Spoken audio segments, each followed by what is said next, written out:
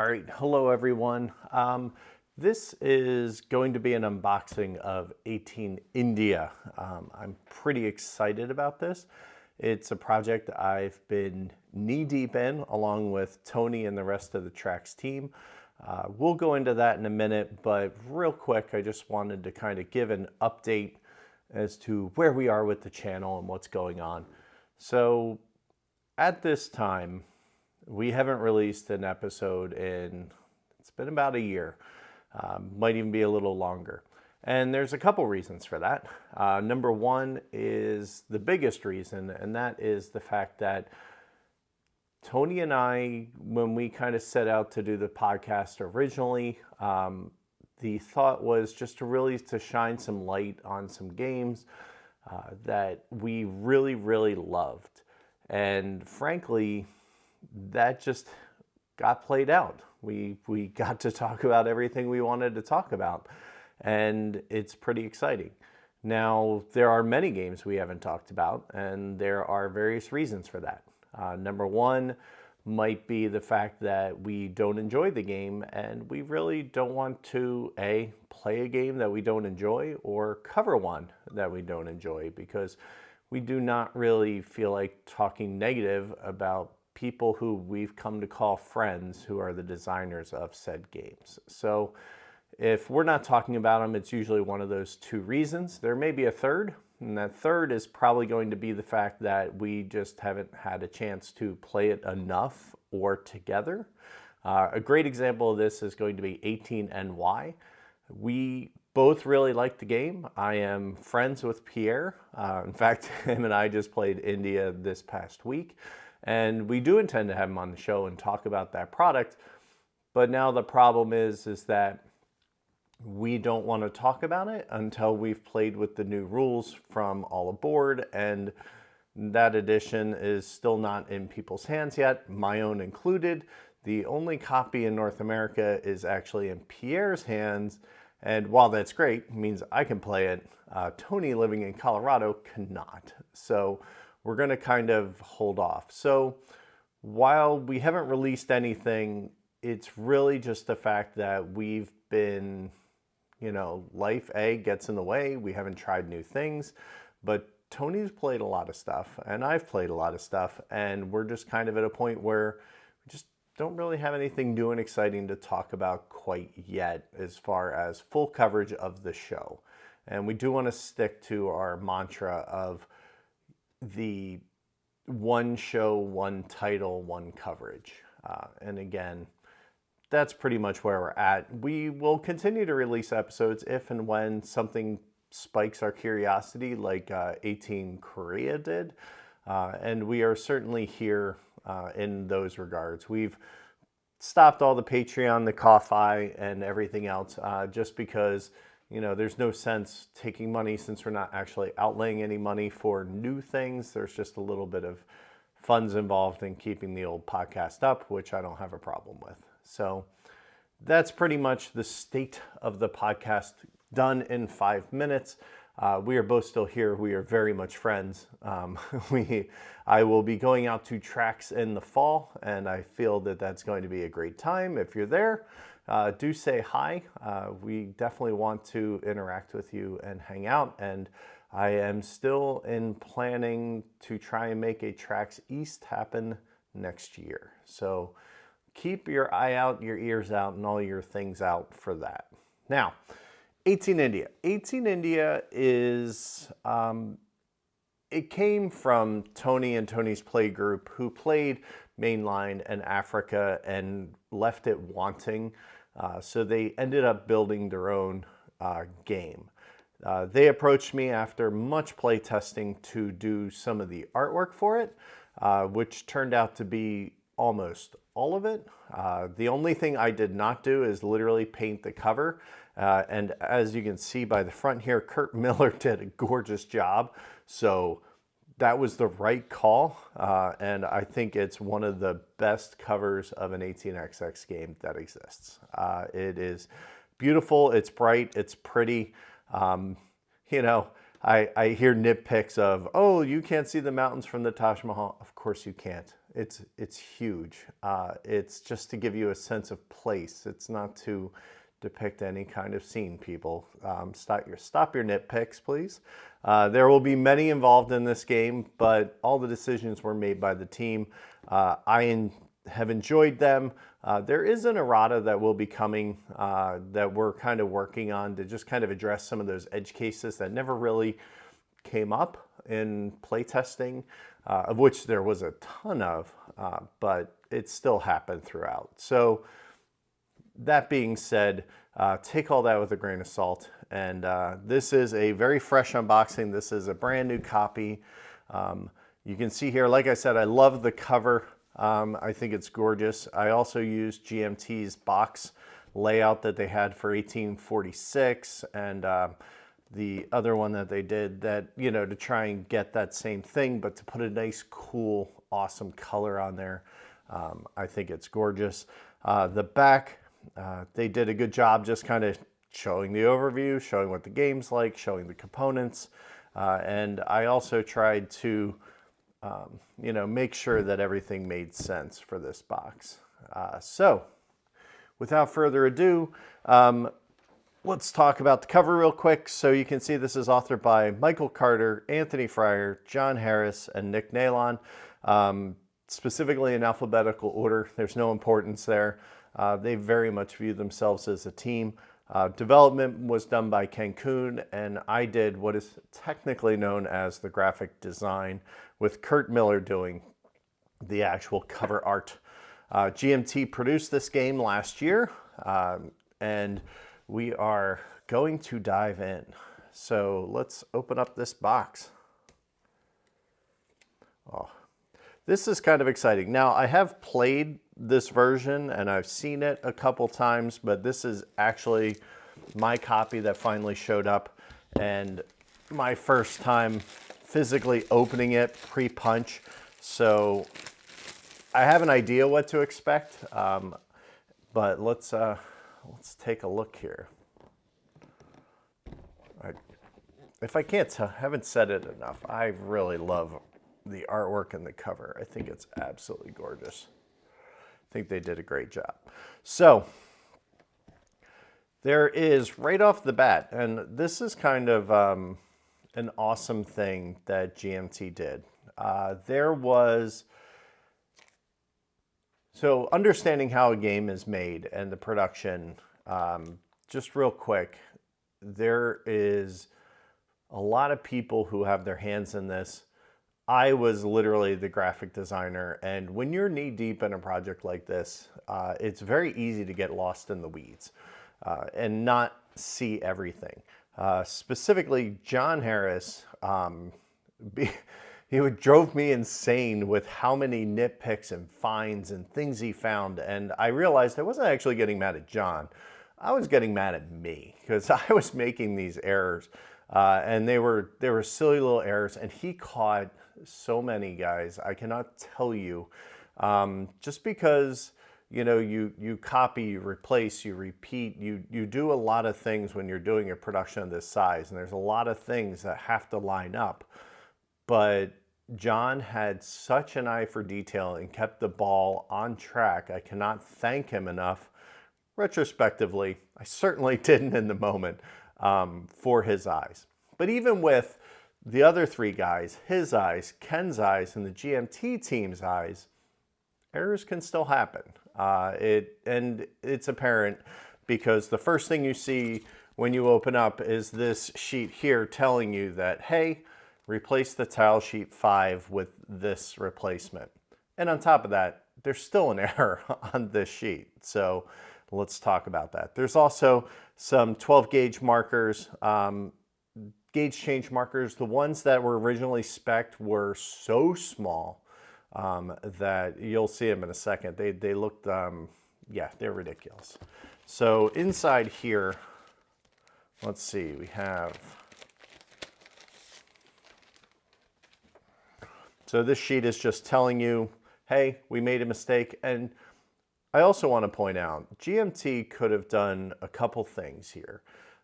We gave them multiple solutions, one of which was, you know, a sticker sheet that you could then go back and fix these things. But they stood up and did the right thing in two cases. Number one was they replaced the track gauge tokens with this size, which is much, much more usable, okay? And you'll see why when I show you the originals. And they reprinted this entire punch board for the game. So it's kind of amazing that they did this. And, you know, huge shout out to a company that fixed my mistake, because to me, that's huge. They've really stood by their product. Now, the misprint on this sheet is just this tile here. You can see here it has a green back by mistake. I don't know what I was thinking when that happened, but here we are, and it happened. So take tile sheet 5 out, and then just we'll replace that when we get there, okay? Again, huge shout out to GMT for just doing right by us, the gamer, and fixing a mistake of me, the graphic designer. So can't thank them enough. So on top of that, we also have this new card, and this is actually pretty cool. This is the upgrade chart, which I believe is part of the actual manual here. You can see here it's printed on the back. Well, because when I made this error, it also cascaded down through the different component things that had that. So that means the tile upgrade chart and this guy here that shows the upgrade path. So now on the positive side, you now have a card that has this. So you don't have to pass the rule book around. You can just give somebody this so they can see the tile upgrade path. So an improvement, but it's kind of a weird case of how it got there. So that's there. This is something that was pretty key to us, and that was that there was a good, clear, concise sticker placement guide, because there are so many tokens and things going on in this game, companies, and I know it's very easy to get lost, and then you do that stupid thing where you sticker the wrong color because you stickered beige with the natural. You all know exactly what I'm talking about. But this sticker guide is pretty much exactly how these stickers should get placed. And can I tell you how satisfying it is to make a sticker sheet and then see it in real life? It's kind of awesome to see that kind of play out. So I'm pretty excited. It looks fabulous. Last time I saw this, it was on a screen, so I never got to see this. So I'm pretty psyched. So that's awesome. You know, a few games have done that in the past. You know, when they literally tell you how to sticker the thing, because so many times these show up and we have no idea what we're doing. And the only way to do it is just kind of lay everything out and figure it out, which is still the method I tell you to do this in, because there's going to be a lot. All right, so moving on. Next thing up is the board. And this is the image most of you are kind of familiar with seeing first about the game, right? Because it was the first public image we let out. It was the first piece of the pie, as it were, that was kind of shared publicly. And I'm really, really happy with it. I think it came out very well.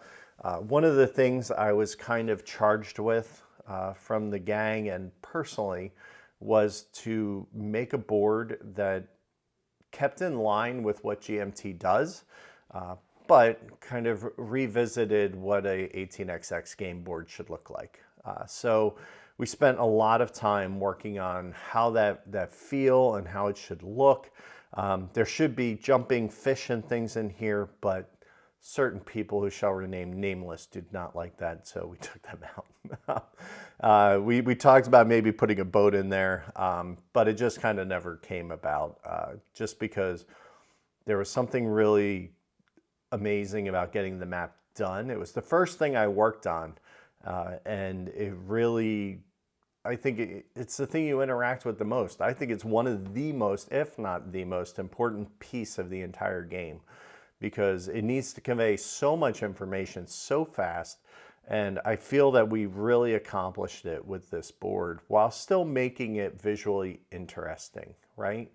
One of the things you find when you play indie is there's large chunks that don't get developed, and that's just due to how things come out in the game. So you want to keep things visually interesting, so that's why it has a little bit of the topographic behind it.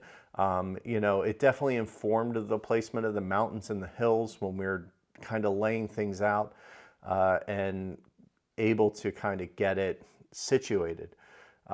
Again, I want to say a huge thank you to the tracks team. I do consider myself an ancillary member, but the 4 core guys, mad props to them for listening to me when I would suggest things. You know, one of the things we kind of really worked through a lot of different things when it came to working the map and making everything kind of sync up. And it was, you know, I'll talk about them as we kind of go through what things I brought to the picture.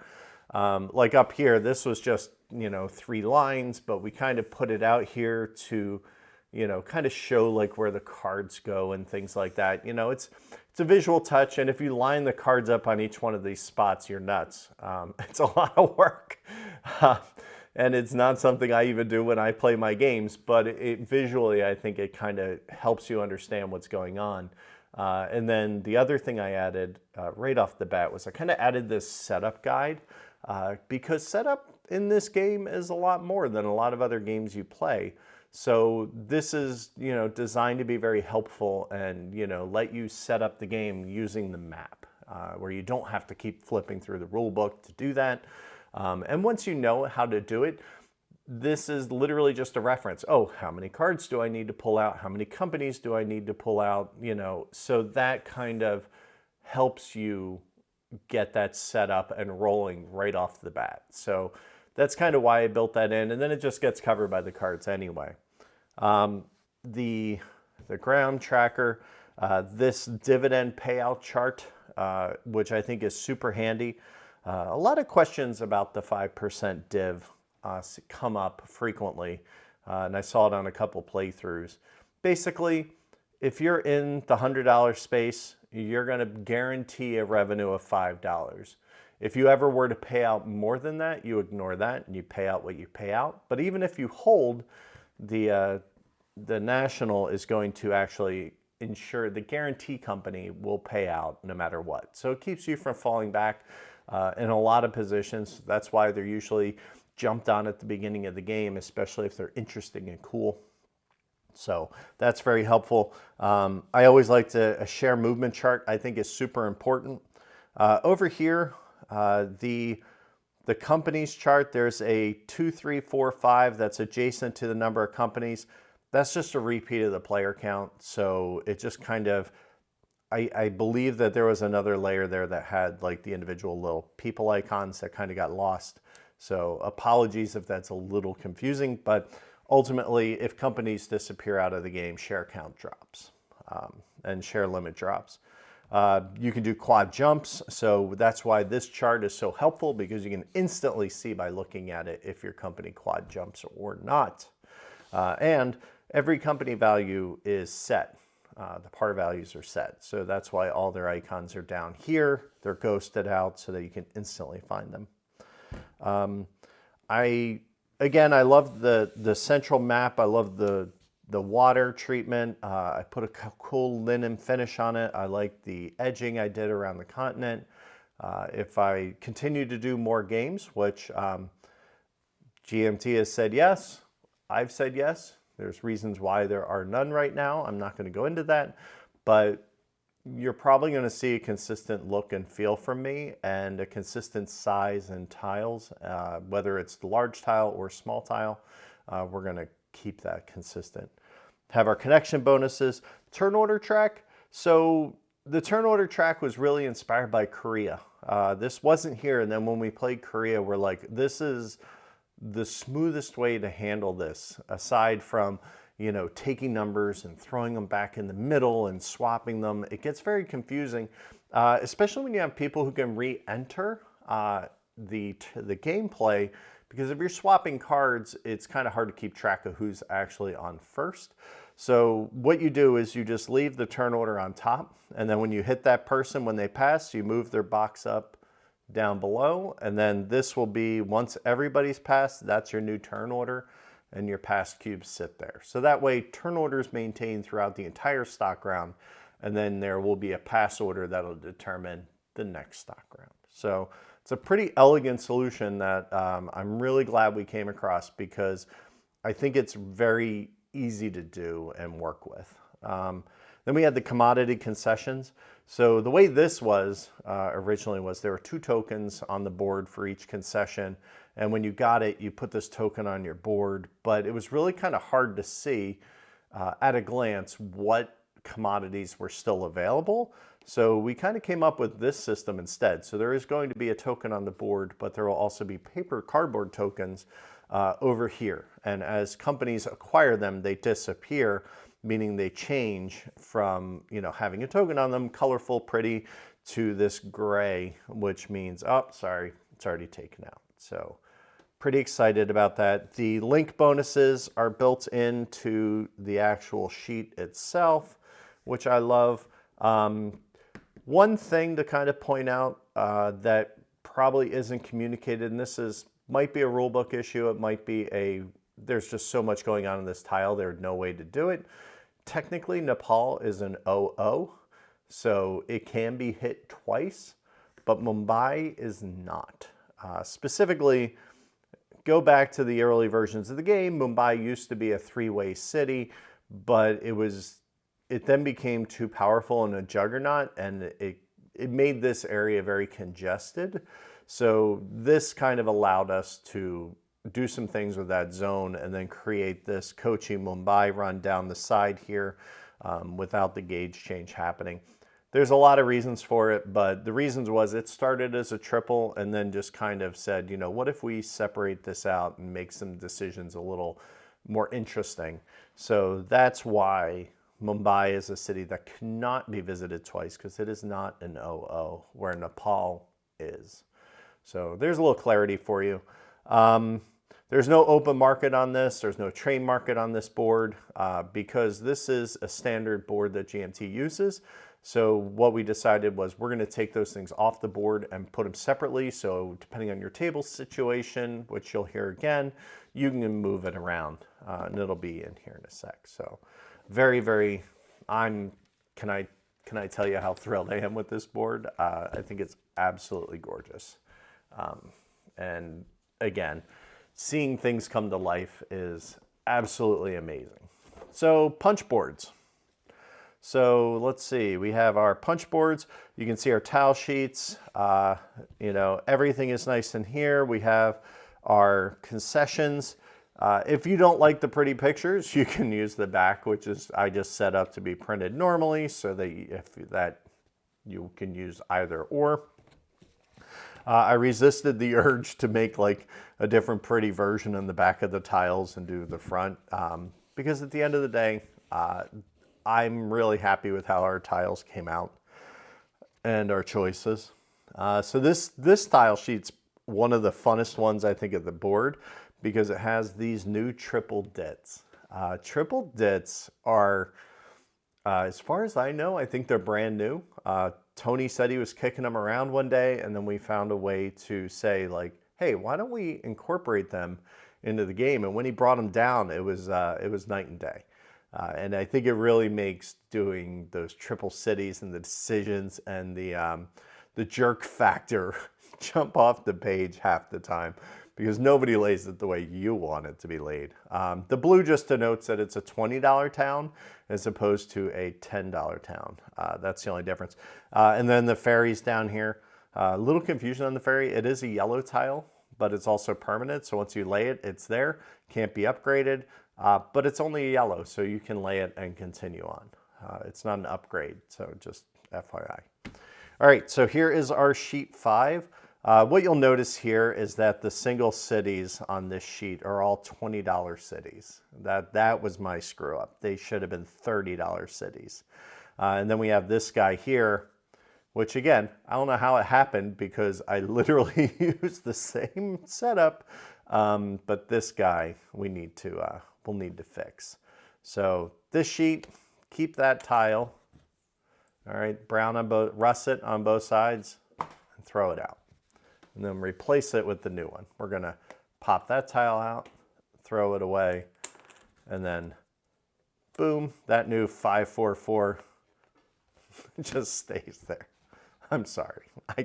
Have I said I'm sorry enough? I'm sorry. If you want, there's a fun little tracks tile, this double X.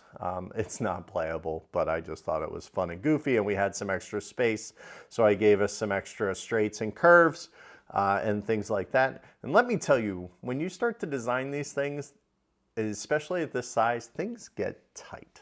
They really get tight. So, but man, those things, great punch boards, GMT, you know, they're not too thick. Like there are games where your tiles can be too thick. These are absolutely perfect. I want to say they're 2 mil, and it's anybody making games, it's the perfect size for tiles because then they're not taking up all that box space. So far so good, loving it. So this is the train market. And open market, it's kind of the same color as water. So if you put it at the bottom of the board, down here, it goes color-wise. You know, I didn't go too crazy with it, but I just wanted to make something that lined up but was neutral. This basically houses all of our trains. Here is a misprint. This 3x3E does not exist. It's actually a 4x2E. So that got caught very late, and I apologize for that again. I'm feeling very Canadian with my apologies today. But this is super helpful just in, you know, helping to keep the game on track, because phases are, if you haven't played this yet, phases are very different. They don't impact tile at all because everything's available all the time, but it does impact trains. So we have to convey a lot of information and just places for you. There was room on here, so I gave you places to discard the private companies. Bonds will live here during the game, and then the guarantee discards when that happens. So trying to give you a little something extra that you can play with. The inside of the box. Now, I did not know that they were doing this and putting the cover art here inside the box. I think that's really cool. I'm pretty excited about that. I think it's one of the few inserts I'll actually keep until, at least until I get the rails on board holders for the tiles. All right, charters. So we have charters, and then we have player boards. We have 5 of these, and 5 of these in 5 different colors. You know, you can round the corners on these. I'm going to. I have my punch, no problem. Basically, couple things here. The player mats are where you can kind of keep your money. They have some round summaries on them, which is very helpful. The different colors denote the player colors, which we'll get to when we pull out those tokens, but it's for the pass order. And then you have the shapes.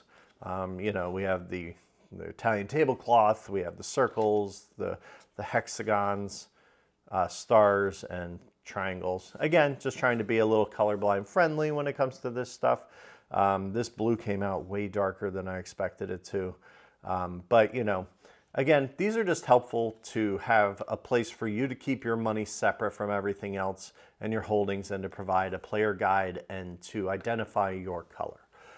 If you choose not to play with them, that's fine. Just remember what color you are, and you'll be in good shape. Now, charters.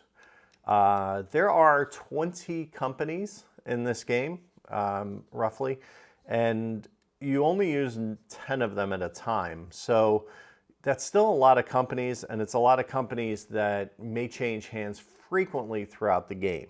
So space and size was immediately a consideration with the size of these charters. So my goal was to make a charter that worked for the actual gameplay. So that's why these are smaller than, like, say, your standard charters that are a little larger. Yes, it can get a little cumbersome when you have trains on here. You have, you know, shares on here, you'll have commodities, and then you'll have cash, but they all fit, and it is workable, and it is something you can pass to another player. But one thing we found was that, you know, people who play on a rectangle, this player has a very long space, while the people on the ends may have a very tall space. So my contribution was to make double-sided charters. And I did that just, there's no difference other than they are double-sided to allow you to use them either horizontally or vertically, which, you know, I hope more people do it, because to me, it really helps make this game very playable, you know, on a wide variety of surfaces. So, and speaking of, while we're here with colors, you know, with 20 companies, it's sometimes very difficult to choose colors that you can represent every single company with. And then don't forget, we have commodity tokens on the board as well. So that's sometimes hard. Like these greens are pretty close. But what I did was I went through and I picked the standard colors that, you know, Rails on board has used.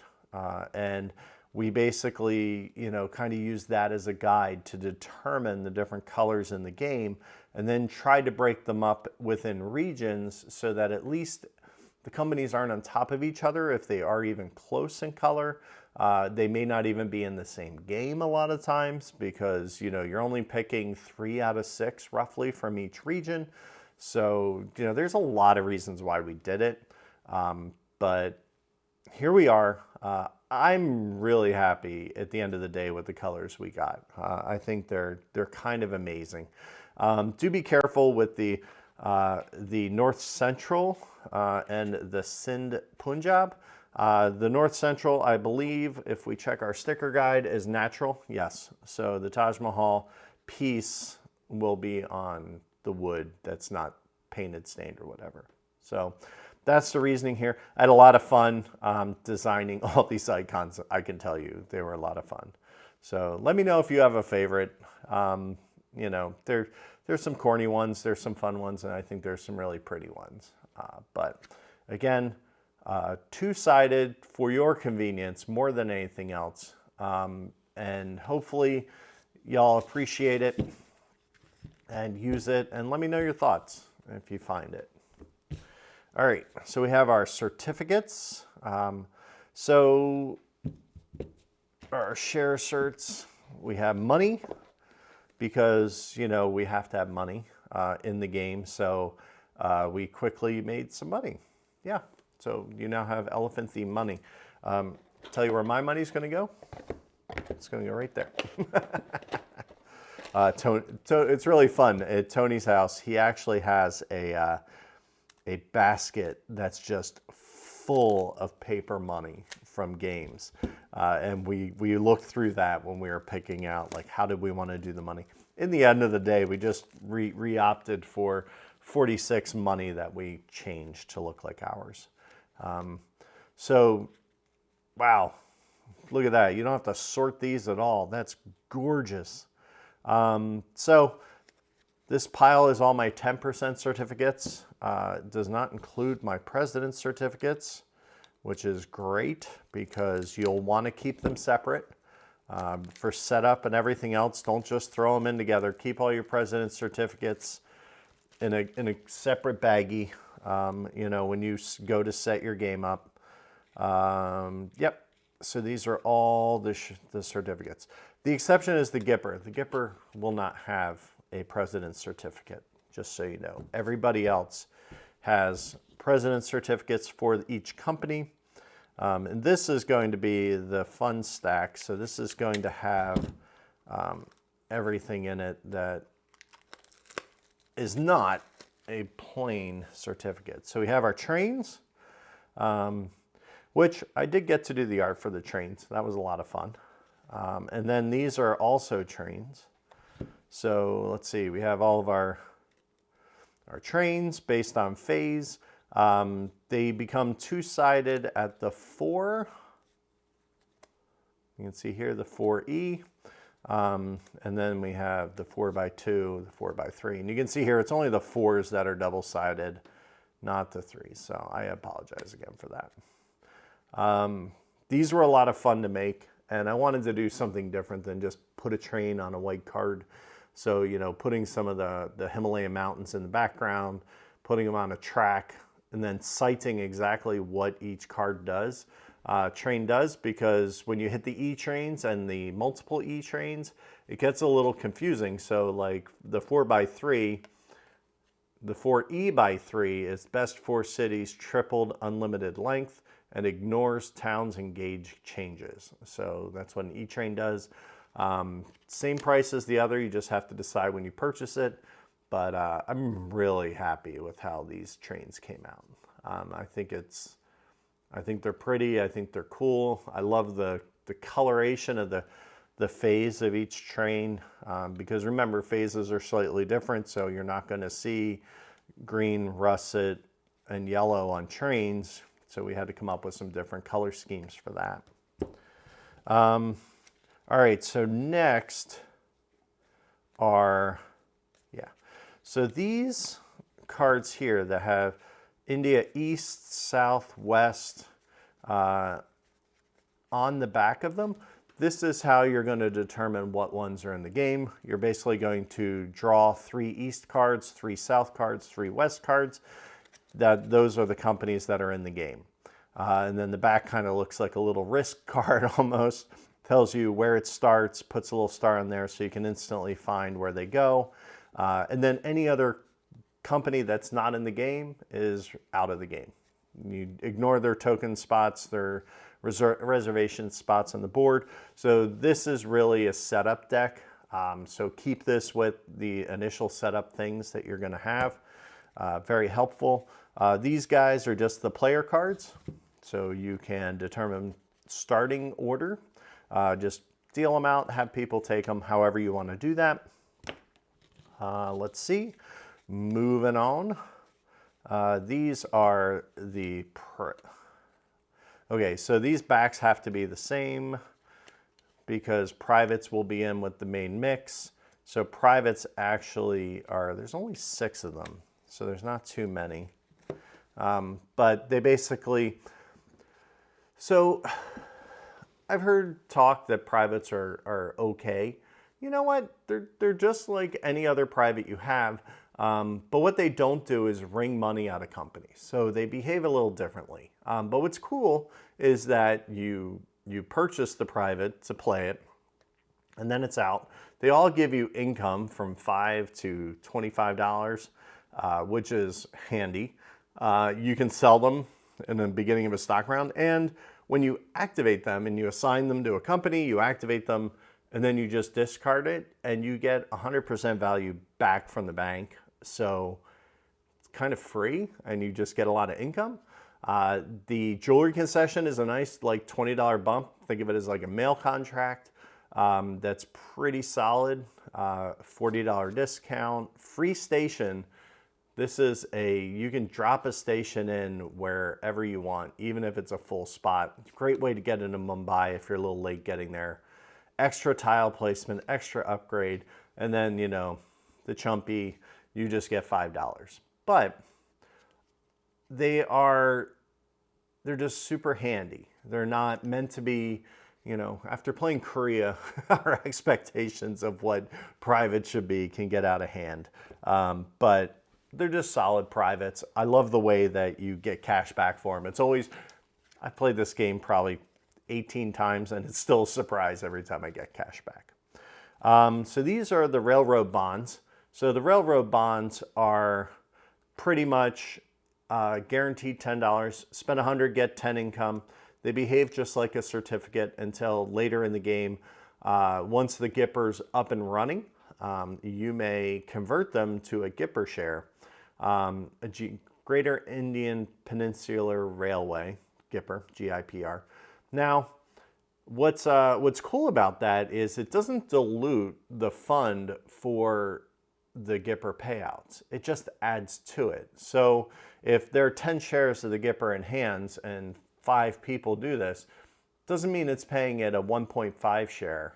It means it's paying 15 shares at full value. So it's pretty cool in the fact that you can have, there's 10 here, so you can have up to 20 extra shares of the Gipper out in the game, which is, it's definitely, you'll see it, it's a late game ploy that definitely happens, but it's pretty cool. The guarantee company, so basically when you pick your companies at the beginning of the game, you're going to randomly choose 3 of them to become guarantee companies. I'm pretty sure the rules state that it's 1 from each region. I might be wrong on that. Don't take my word for it. It is how we played it the other day. And then here we have all of the president certificates, 2 extra Gipper shares that can go with those. All right, so we can put those with the individual shares, but the rest of the president shares keep separate, because in the initial draft, these are not dealt out and they're not shuffled in. They're just laid on the board and then drafted at the beginning of the game. So you know who has presidencies, and you can work to get one of your own. So keep them separate, and you'll thank me later. We have our large station tokens, all the different colors. And then we have, in here, we have a couple things. Let's see, we're almost done. Hang in there. Let's see, we have all of our, I suppose I could use the box lid. Let's do that. So these are revenue tokens, and they are stock market tokens, the larger ones. So that's what they are for. There's a couple extra of the main tokens rolling around in this bag. And then there are these cubes. The cubes are the player cubes for the turn order. All right, so that's what they're gonna do. So that's why there's 2 of each color. And you can kind of, again, do that how you see fit. I have 2 different versions of the cube. So if you want to play with the larger dominant color or the shape, you can flip it over. Doesn't matter to me. You know, set that up how you want. But that's what those cubes are for, and then these guys are all that. There is not a revenue tracker in this game because most people have one. I may make one and just pop it up into the BGG forum if there's enough interest. But, you know, personally, everybody finds that they use different means of tracking it, but we did give you the tokens for it. So if you use the one from Rails on Board or other options, you have that. So let's talk about this bag. So this bag is all the white chits. So these are all of the commodity tokens. You know, your sticker guide will tell you that. We have our drum for the round selector. I gave you 2 different sides. One is the Indian flag and one is the Trax logo. And then there are, so you can see why we gave you different gauge change markers here. Look, these things are so tiny. My hand almost gets cramped picking them up. They're that small. So again, huge thanks for GMT for saying, you know what, let's give you a larger one that you can actually pick up. And we also made them a little thicker. That way they're a little easier because you manipulate these a lot during the game as you upgrade tiles and move tiles and add things. So them being a little taller than the other things around the board make it very easy to just kind of snap them up. So again, huge shout out and thank you to GMT for doing right by us, the gamers, and me, the designer, who, you know, not perfect. So there you have it. There's all the colors. And the color palette of this game is just very pleasing to me. And I hope that, you know, I'm sure it's not everybody's taste. It's a taste thing. I get that. But I hope you enjoy it. So that's kind of been my my walkthrough, my unboxing, my breakdown of this game. I'm super happy with the production. I'm excited that I just finally opened my copy. I'm gonna take my sticker sheet and have a little sticker party tonight. But that's pretty much it. I hope you guys enjoy the game. I hope that you find it as fun and refreshing as I do. I kind of feel like the game itself, in kind of like 1880, does different things that some people like or don't. It's fair, but it has that board gamey kind of feel to it and vibe that I really glommed onto early in my 18xx career. And it still remains my favorite game to this day because of that. I really love the turn order structure. I'm amazed no one else has tried to come along and do something similar. It's just such a refreshing game to play because it is so different. I kind of feel like that way about this one. I feel like it's not, you know, if you want to sit down and play a 30 game, go ahead, have fun, knock yourself out. There's 100 to choose from. But if you want to play something that has a little bit more of that undetermined start, a little bit of hidden information that allows people to kind of be jerky about it, you know, nothing's more fun than watching somebody manage a company knowing that they have the presidency, but they are saving themselves from this company running because it's just being managed, and how that plays out. I love how the trains, you know, you get some monster runs at the end, and it's a blast. I really love that. I think it's so much fun. And you know what? There's one thing at the end of game scoring, we add in all the assets of a company. So it's one of the few times that, you know, having leftover in a cash in a company is not a bad thing. Having shares in that company at the end of the game, you know, you might think, oh, it was just to make revenue. It's not. Those shares count towards the value of the company, which then gets distributed to all the shareholders. So, you know, even though somebody might have won by cash at the end of the game and they might have a lot of holdings, it's that certificate value at the end that 9 times out of 10 creeps up and crushes. And I've seen people come from third to first just because of share value and what ends up happening. So it really provides a lot of interesting and thoughtful choices. I have a lot of fun when I play this game.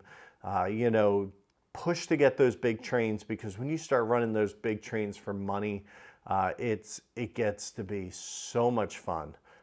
The only caveat is you're only ever allowed 2 trains in a company, and you can only have one of the big phase 4 trains, which, you know, I constantly forget. I'm playing the game and I'm like, oh, wait, no, I'm saving up all this money for a train I can't buy. But you could upgrade your 3E2 or your 3x2 to a 4x2 because you can only sell a train. So you may have some extra money kicking around and think that an extra train is warranted. The other really interesting thing is this game ends almost immediately when the bank breaks. There's none of this bank breaks, run 4 more operating rounds, whatever. No, you literally finish that OR you're in and you're done. So this is a great weeknight game, especially if you're the kind of person who might set it up before everybody shows up to the day. If you have setup kind of done and everything dealt out and the company's chosen and the guarantee, you have all that stuff, you can have everybody sit down and start the draft and be playing and be done in a good amount of time. This can be a school night game in that situation. The teach can be a little long because there is some extra stuff in here for sure. Then you are going to catch a lot of people being familiar with. Unless they've played Africa or Mainline, they might not understand a lot of concepts that we have going on here. But I think overall, it's great.